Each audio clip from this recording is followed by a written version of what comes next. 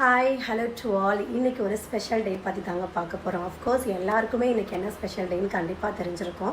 So அந்த special day பற்றி தான் பார்க்க போகிறோம். இந்த உலகத்தில் வாழ்கிற எல்லா உயிரினங்களுக்கும், நாட் ஓன்லி ஹியூமன்க, விலங்குகள், பறவைகள் அப்படின்ட்டு எல்லா உயிரினங்களுக்கும் ரொம்ப முக்கியமானவங்க அப்படின்னு எடுத்துக்கிட்டோம் அப்படின்னா அப்பா அம்மாவுக்கு ஈடு இணை இந்த உலகத்தில் யாருமே சொல்லவே முடியாது. கண்டிப்பாக நம்ம அப்பா அம்மா நமக்காக வாழ்கிற வாழ்க்கை, நமக்காக பண்ணுற தியாகம் எல்லாருக்குமே கண்டிப்பாக தெரியும்.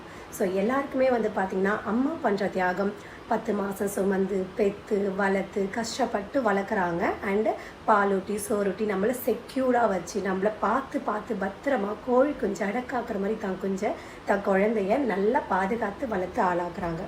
ஸோ இது எல்லாரோட குழந்தைகளுக்கும், என்னோட பார்வையிலையும் சரி, உங்கள் பார்வையிலையும் சரி, எல்லாரோட குழந்தைகளோட பார்வையிலையுமே ஸோ நம்ம அம்மா நம்மளை ரொம்ப கஷ்டப்பட்டு வளர்க்குறாங்க.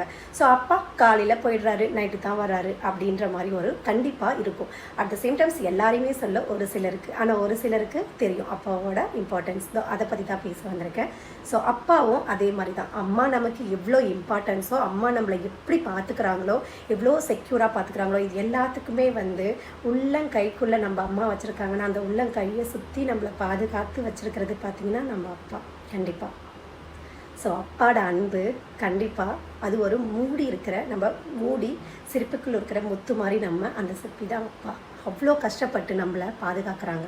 வேலைக்கு போய் கஷ்டப்படுறாங்க, ரொம்ப பல பிரச்சனைகளை சந்திக்கிறாங்க. வீட்டுக்கு வரும்போது தான் பிரச்சனைகள் நான் குடும்பத்துக்கு தெரியக்கூடாது, மனைவிக்கு தெரியக்கூடாது, குழந்தைங்களுக்கு தெரிஞ்சால் கஷ்டப்படுவாங்க அப்படின்றதுக்காக தன் எல்லா வழிகளையும் மனசுக்குள்ளே போட்டு மூடி மறைச்சி தன் குழந்தைகளுக்காக சந்தோஷமாக குடும்பத்தை ரன் பண்ணிட்டு போகிறாங்க. ஸோ எல்லா குழந்தைங்களுமே அம்மா நல்லா வச்சுருக்காங்க, அப்பா நம்மளை திட்டுறாங்க அப்படின்ற பாகுபாடு பார்க்க வேண்டாம். பிகாஸ் திட்டி அப்பா வளர்க்காத போது அந்த குழந்தை நல்லபடியாக வாழ்ந்ததா சரித்திரம் கிடையாது. அப்பாவாக இருக்கட்டும், அம்மாவாக இருக்கட்டும், குழந்தைங்களை நல்லபடியாக சொல்லி திட்டி நல்ல விஷயங்களை சொல்லி எடுத்து வளர்த்தா மட்டும்தான் அந்த குழந்தை ஒரு நல்ல பக்குவத்தை அடையும்.